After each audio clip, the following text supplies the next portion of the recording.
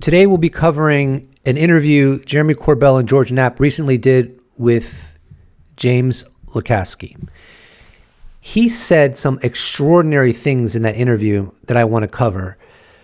James Lacatski spent most of his career with the Defense Intelligence Agency, analyzing the technology of America's adversaries, weapons that could potentially wipe out the world. So this is a very credible person who had a long career as an official within the Defense Intelligence Agency. And that gives so much weight to everything he has stated in this interview. I'll allow him to give a quick introduction from the interview. So, as way of background, I was the creator and DIA program manager of OSAP, the Advanced Aerospace Weapons System Applications Program, and of the follow-on Kona Blue program, KBP, both classified programs, regardless of what the internet has said in the past, both classified. One of the biggest revelations in this interview with former director of the OSAP and Kona Blue program, which were both classified UFO programs, and apparently Kona Blue is still persisting to this day in some form, as Dr. James Lacatski conveyed, is that he explicitly states that AARO is lying to the public and steering the UFO narrative. And I think it's very clear that AARO is lying and steering the narrative. I mean, I almost look at this like a math equation. Just look at all of the whistleblowers that have come forward over the past 6-7 years. We could even just start with Commander David Fravor, aviator Alex Dietrich. We have Jim Slate, who is also an aviator, Chad Underwood. They were in the air during the USS Nimitz UFO event series. Then you had radar operators like Kevin Day and Gary Voorhees. All of them, stating that there is recorded data of the Tic Tac object, proving that it is capable of performances that nothing else, or nothing in, I should say, the U.S. military inventory can perform. Now, where that radar data went, who knows? But it obviously existed at one point and probably still exists somewhere. So that was, that's a UFO event that we know of that took place in 2004. And then you had whistleblowers such as Matthew Brown, David Grush, Jake Barber, Dylan Borland, Navy Petty Officer Alexandra Wiggins, Air Force Police Officer Jeffrey Nusatelli, and on it goes. And they talk about their encounters with UFOs. Actually, Dylan Borland worked for two aerospace corporations. One of them was BAE Systems. The other was Intrepid Solutions. He said that during the course of his sensitive position, he learned about a UFO legacy program. So you have all this corroboration, and we're not even talking about 70 years of UFO history. We're just talking about what's happened in the past 7 years since the New York Times article came out. And they're all telling us the same thing. They're all highly credible. They had clearances. They were entrusted with secrets and military hardware, $30 million aircraft, and everything above. David Grush was was part of the National Reconnaissance Office, a highly sensitive operation in the U.S. government, dealing with satellites. And they're all saying the same thing. They're all saying that we're not alone. There's non-human intelligence here.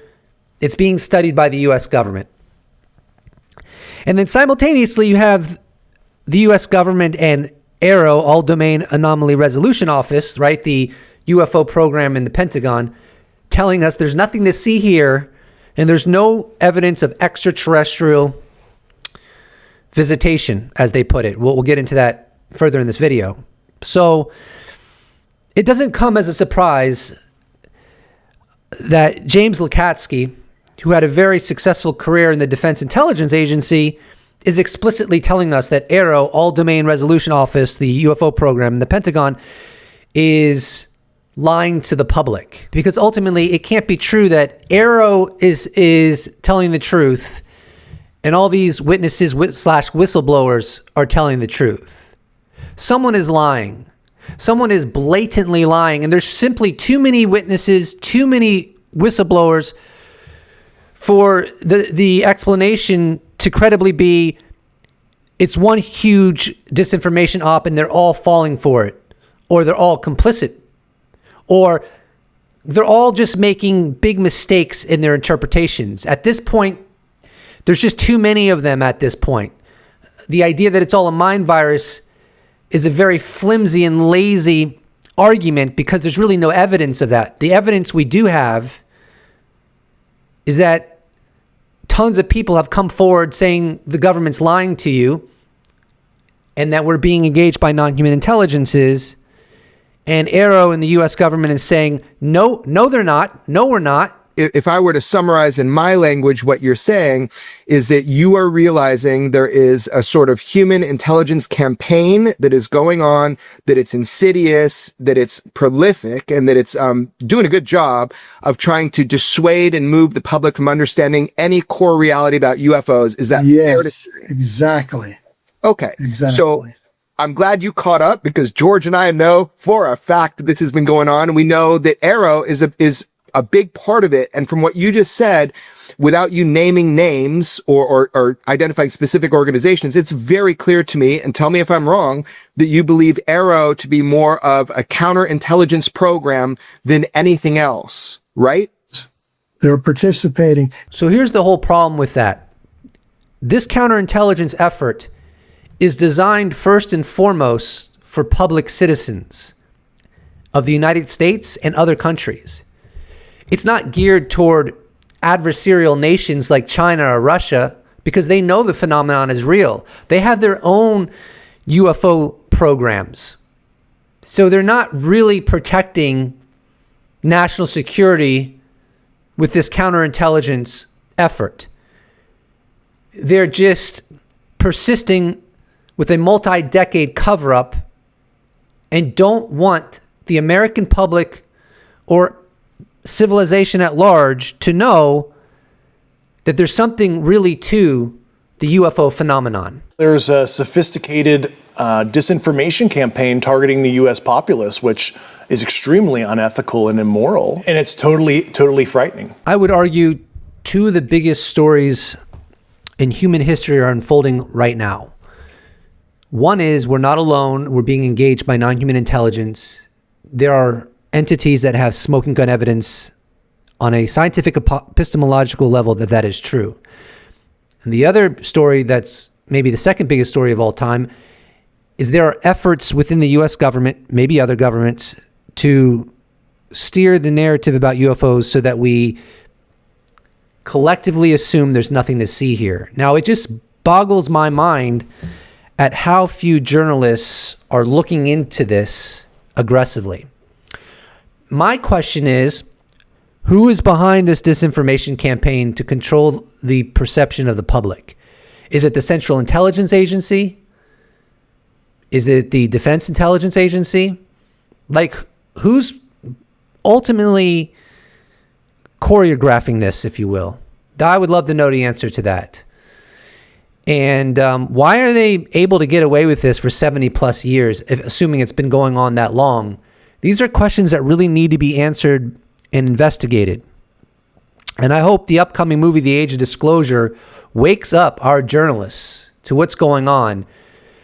Because it seems to me, assuming I'm correct about UFOs, that they are sleeping on the biggest story in human history. The big question with all the hearings and everything is, does the United States have a physical UFO reverse engineering program? You know, is that a matter of factual information? Now, you're kind of seen as this Dr. Evil UFO gatekeeper because you don't speak outside of the bounds. You're a vampire, if you haven't heard. But you just said you are for controlled disclosure. So I'm going to remind you and everybody what we learned on the last Weaponized. almost exactly 2 years ago, you had an authorized admission to make, and you admitted and told us, it was in the book, but you said it verbally, that we have a UFO in government possession, that we have an exploitation effort on that vehicle, that we've been successful in at least penetrating the hull. So you've gone on record, and you told us that last time. Now, without going outside of those bounds, do you stand behind this? That we have a statement? Oh, absolutely. So that's Jeremy reiterating what James Lacatski stated 2 years ago in his first interview. After that segment, Jeremy asked him, okay, can you go further than we've recovered a craft, we've breached the hull? Can you explicitly say if there's a reverse engineering program? He said he hasn't been approved to say that. So that's kind of interesting. If it's a lie and it's not true that we have a reverse engineering program for UFOs, then why would he not be approved to say it? But he did hint toward the answer being yes, because he said, if you're looking at it such a craft, what would you primarily be interested in? The fact that it's empty, or what in the world is the power supply? And that answers your question. So he was kind of roundabout saying, yes, there is a reverse engineering program. It's not that we merely recovered a craft and breached the hull, but there's also a program to study these kind of craft. So maybe we could argue that the three biggest stories in the world today are A, that we're not alone, we're being engaged by non-human intelligence. B, that these craft have been recovered and there are efforts to understand how they work. And C, that there's a disinformation campaign geared towards public citizens to steer them away from the truth about their own universe. And like I said before, it just boggles my mind that there are not more journalists like George Knapp, like Jeremy Corbell, aggressively investigating this, because the evidence of such a proposition is very, very high. And as more witnesses and whistleblowers come forward, the evidence only becomes higher, because again, the idea that it's all a psyop, unwittingly, or they're in on it, or they're all misinterpreting everything, it's just, I'm not very impressed by that argument. I don't think it's a slam dunk by any stretch of the imagination, and I actually think it's less likely than the alternative. Last time I asked you, from your book, I said, did you enter the craft at any time? And you said, I can't answer that. Well, Eric Davis has commented publicly, and this is what he said. We couldn't understand the propulsion. Lacatski went inside the UAP, and they didn't find any energy source or propulsion system. So now that Dr. Eric Davis has publicly stated that you were inside this UFO, can you now expand on that? Were you in the craft you are describing? No, I can't expand on that. So he wasn't willing to expand on that question, which is different than saying that's not true. And my question is, what are the odds that people like James Lacatski, Dr. Eric Davis, and many others, highly cleared, given positions within the U.S. government that are very sensitive, entrusted with some of the biggest secrets the U.S. government has, and they're also telling us that there's a reverse engineering program, that there's recovered craft, that the U.S. government has high fidelity data that they're not willing to share with the public? What are the odds that all these people that have come forward are lying, mistaken, or deceived, and that AARO is telling the truth when they say there's nothing to see here? I would say the probability is quite low. Mr. Borland, I'd like to start with you and ask a few questions. Were there any other witnesses when you saw the equilateral triangle? Were there other witnesses that saw the same thing? Not to my knowledge, ma'am. At that point, the only people that would be awake is those of us that were doing operations for the GWAT and then security forces. So not to my knowledge. And do you think that, in your opinion, that the equilateral triangle was the U.S. government's technology? I did once upon a time, but knowing what I know now, I'll have to answer that question in a skiff probably. Well, my next question is, you teased us, so knowing what you know now means what? I know enough to know that if you want an answer to that question, go to AARO. Okay. They have the answer. Here's another example of someone very credible calling out AARO, conveying they have much more information than they let on about UFOs. And this corroborates what James Lacatski stated, that AARO is ultimately designed to steer the UFO narrative so that the public doesn't understand the gravity of what we're dealing with. Mr. Borland, when you engaged with AARO in 2023, you noted that their public statements did not match the reality that you and others had witnessed. In your assessment, what were the key limitations of AARO? I would put it to you this way. The statement AARO has made is scientific evidence of extraterrestrials. Scientific evidence requires a scientific control. Extraterrestrial is an entity on another planet. The only way to scientifically prove extraterrestrial is we have to go to that planet, acquire technology, bring it back, and compare it to what we have here. So you're saying they won't let anything out or they won't come forward unless they confirm that unless they go to the planet and confirm where its origin is. That would be scientific evidence, yes. And by that statement, AARO found no scientific evidence of extraterrestrials is basically, I don't want to call it a psyop, but a misrepresentation, because we do have things. But making that statement is not technically a lie. It's a misrepresentation of the full truth. Thank you.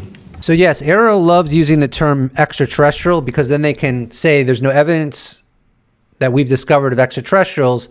They could still have technologies they're certain were not engineered by humanity and get away with saying that because they don't know exactly where it came from. So if AARO is watching, here would be my request. Stop using extraterrestrial, because by doing so, it's too easy to mislead the public. Use the term, without exception, non-human intelligence, so that at least you'll be accountable for what you're saying, because you're never going to really know whether it's extraterrestrial or not. But you could absolutely know whether it's non-human intelligence or not. If you want to learn more about the specific ways that AARO reportedly lied, then go watch the original podcast episode. I didn't want to get into the granular. I wanted to focus on the fact that someone of James Lacatski's stature is making that claim. Please do not forget to subscribe. If you'd like to support this channel, you can become a patron, you can become a YouTube member, you can give me a one-time donation. All those potentialities can be accessed in the description box below, or you can just slap a like on this bad boy, and I'll appreciate it so much. Thank you so much for watching. I look forward to seeing you in the next episode.